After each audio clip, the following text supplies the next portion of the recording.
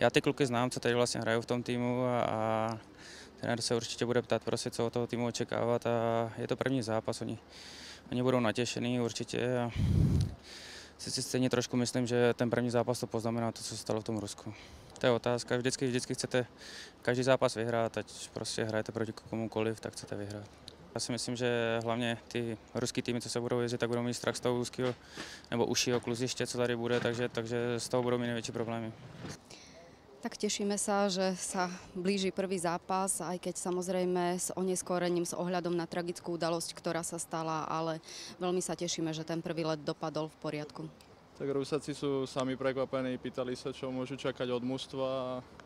Ja som im dal nejaké informácie, ale hovorím, už nech sa tá sezóna začne. Je to dobré pre slovenskú verejnosť, že uvidia dobrých hokejistov.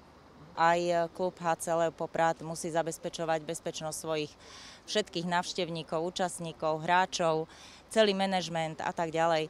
Takže robíme všetko preto, aby sme boli spokojní my, naši hostia, ale aj všetci účastníci hokejových stretnutí.